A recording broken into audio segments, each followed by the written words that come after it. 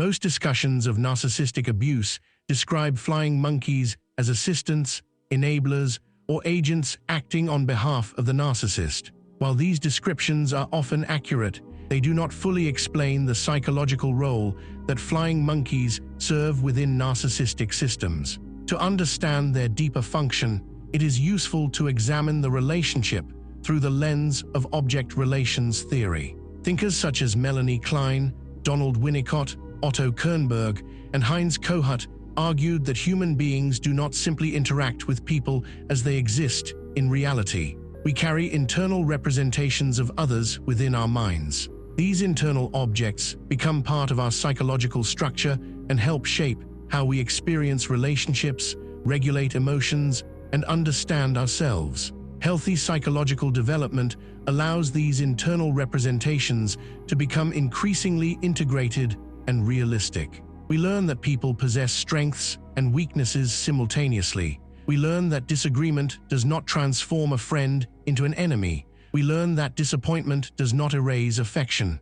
The mature mind develops the capacity to tolerate complexity. Pathological narcissism often struggles with this complexity. Otto Kernberg observed that narcissistic personalities frequently organize people into rigid categories that preserve psychological stability. Individuals are idealized or devalued. They are viewed as loyal or disloyal. They are experienced as valuable or threatening. These categories simplify reality and reduce psychological tension, but they also create a problem. Reality is constantly changing, while the narcissist's internal object world demands consistency. The narcissist, therefore, faces an ongoing challenge. People develop independence. They establish boundaries. They gain confidence. They refuse roles that no longer serve them. Each of these developments threatens the stability of the narcissist's internal world.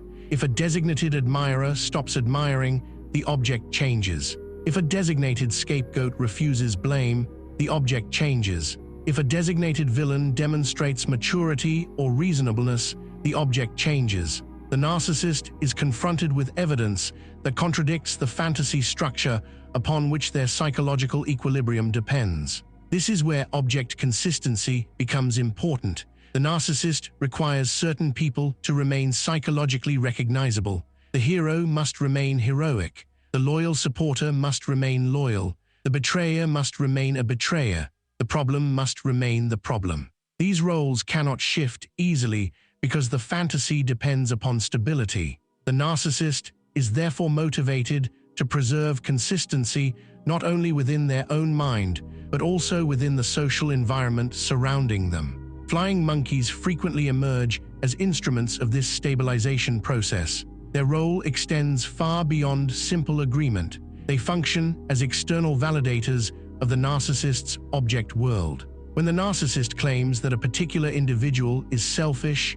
difficult, unstable, or abusive, the flying monkey often repeats the same assessment. When the narcissist portrays themselves as a victim, the flying monkey confirms the narrative. When contradictions emerge, the flying monkey helps neutralize them. The result is not merely support for the narcissist. The result is reinforcement of a shared psychological reality. From the perspective of object relations theory, the flying monkey helps preserve object consistency. The assigned role receives confirmation from multiple directions. The target is no longer being defined by a single individual. They are being defined by an entire social network organized around maintaining the same representation. The narcissist's internal object world begins acquiring external support. The fantasy becomes socially reinforced and therefore more resistant to challenge. What makes this process particularly powerful is that it eventually extends into the target's own mind. The narcissist repeatedly defines the target through a narrow set of identity assignments. The target is selfish. The target is too sensitive. The target is unstable. The target is difficult. The target is the source of conflict. These accusations are repeated across situations and over long periods of time. The flying monkeys reinforce them. The social environment reinforces them. Gradually, the target begins questioning themselves through the same framework. The object representation starts moving from the outside to the inside. Donald Winnicott's work on the development of the true self provides a useful lens through which to understand this transformation. Winnicott believed psychological health depends upon developing trust in one's own experience. The individual learns to trust what they feel, what they perceive, and what they understand about themselves. Narcissistic systems undermine this process. The target becomes increasingly dependent upon external definitions. Instead of trusting direct experience, they begin evaluating themselves according to categories supplied by the narcissist. The assigned role gradually becomes part of the individual's self-concept. At this point, object consistency evolves into identity consistency. The narcissist maintains the object. The flying monkeys maintain the object. Eventually, the target begins maintaining the object as well.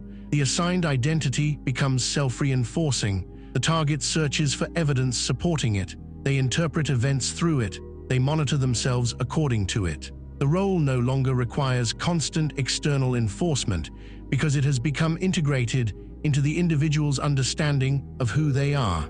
This dynamic helps explain why narcissistic systems can persist despite overwhelming contradictions. The purpose of the system is not accuracy. The purpose of the system is stability.